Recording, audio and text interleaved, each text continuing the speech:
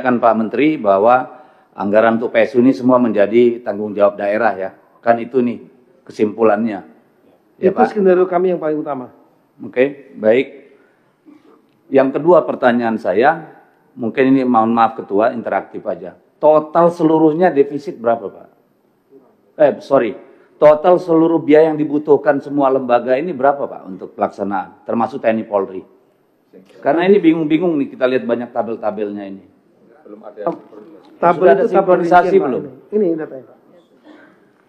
Tapi ini tadi kami terjemahkan, rincikan dalam tabel. Kalau gini aja kan nanti nggak ada data pendukung Pak.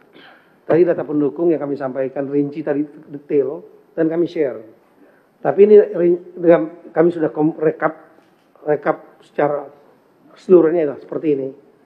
Jadi KPUD 429 sekian miliar, Bawaslu daerah 180 miliar, TNI 38 miliar, Polri 91, total 719 miliar. Oke, Bapak Bawaslu dan Pak KPU ini mendekati nggak angkanya dari Pak Menteri? Ini kayaknya masih angka lama ini. Karena KPU dari 429 sudah turun jadi 392. Ini data Pak. Oh, plus yang dua ya, tambahan ya. Untuk KPU plus 2 yang kotak kosong menang, diulang. Jadi KPU berapa Pak? Bisa catat Pak. Total biaya yang dibutuhkan Pak. 392.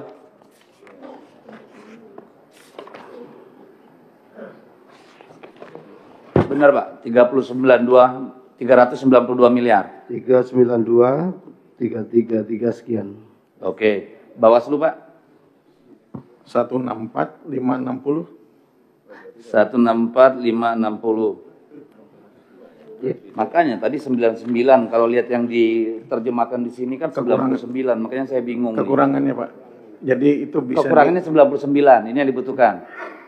Totalnya 164, tapi jika kemudian NPHD, sisa NPHD digunakan, maka ada pengurangan sekitar 60. Jadi totalnya 99 yang bisa jadi itu dikurangi dari sisa NPHD Pak. Iya, catatan saya tadi begitu Pak, 99, 166. Oke. Itu juga nanti yang semua ke daerah itu kan, anggaran daerah. Saya hanya ingin mengingatkan Bapak-Bapak, hampir semua daerah kita itu defisit anggarannya Pak. Kalau saya lihat di sini data yang ada aja sama saya, misalnya. Ini Kabupaten Serang itu defisitnya 116 miliar Pak. Oke. Papua itu defisitnya 195,4 miliar. Bovendigul itu defisitnya 45,6 miliar. Saya hanya ingin bilang bahwa konsekuensinya adalah pelayanan kepada masyarakat, Pak. Kalau benar, APBD yang mereka ajukan dan disetujui oleh pemerintah itu betul-betul tidak efisien, Pak Mendagri.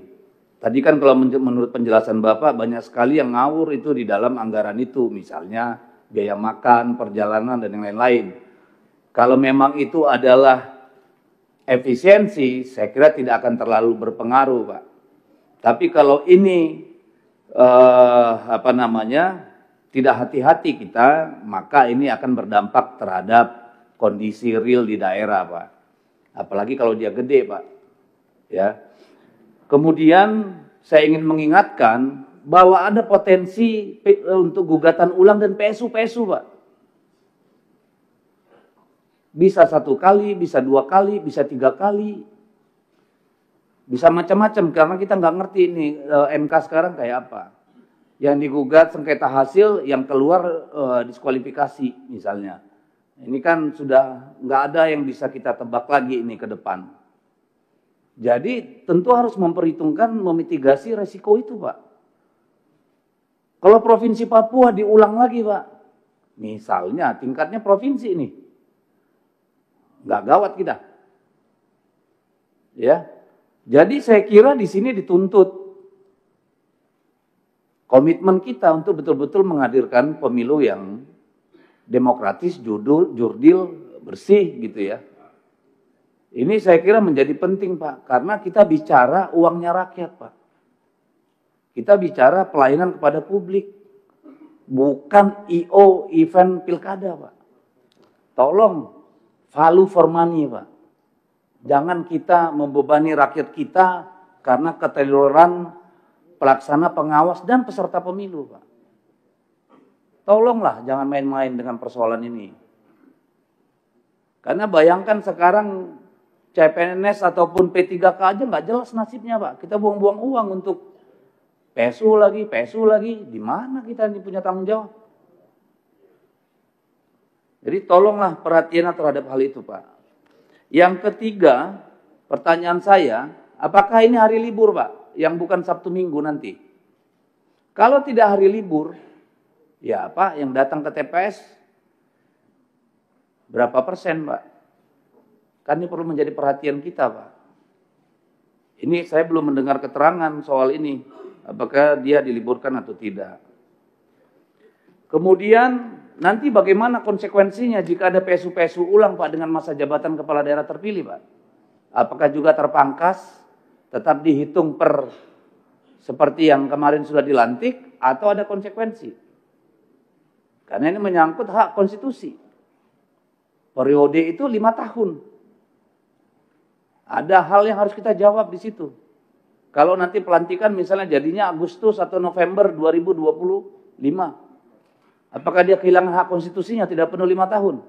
Apakah ada justifikasi untuk itu? Kan perlu dipikirkan. Ya. Lalu kemudian nih kepada KPU, Pak, tentang kampanye dan tahapan. Saya berharap nggak perlu lagi ada kampanye jor-joran, Pak. Kalau perlu di sini, Pak, duduk bareng dengan para peserta pemilu, Pak. Yang paling penting itu seluruh rakyat di daerah itu, seluruh pemilih tahu siapa pasangan calon dan apa yang diperjuangkan. Dan itu bisa lewat brosur, Pak. Dipastikan setiap rumah mendapatkan itu, Pak. Apalagi yang yang tidak mengganti pasangan calon atau hanya wakilnya yang diganti, Pak, nggak signifikan, Pak. Untuk kemudian tahapan pemilunya seperti tahapan pemilu yang normal, Pak. Ini tolong jadi perhatian, Pak. Supaya apa? Kita bisa mengawasi pemilu itu lebih bersih, Pak. Karena kalau terlalu ramai di lapangan, Pak, yang bermain politik uang dan sembako nggak terdeteksi, Pak.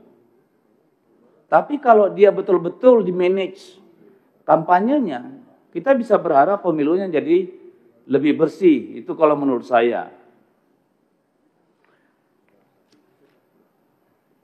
Yang kelima, saya ingin mengingatkan bahwa efisiensi jangan mengorbankan kualitas, Pak. Ya, karena resikonya nanti ngulang lagi, rugi juga kita. Jadi efisiensi itu betul-betul tetap dengan konsep tadi, value per money, tapi kualitas tetap. Ya, jangan sampai hanya efisiensi, tapi hasilnya nanti di belakang kita ngulang-ngulang lagi. Yang terakhir nih ke KPU, Pak. Apakah calon yang baru, kan ada juga tuh yang calon bupatinya diganti, itu ngulang dari awal nggak, Pak? Visi misi segala macam, Pak. Karena beda orang kan tentu sudah beda konsep berpikirnya, Pak. Jangan sampai nanti mereka digugat lagi ke KPU karena menyertakan dokumen yang lama, di mana orangnya sudah berbeda. Nah, diputus lagi sama MK tuh, diskualifikasi lagi. Tolong hati-hati dengan hal-hal seperti ini, Pak. Ya, soal-soal legal administrasi, ya, yang seharusnya bisa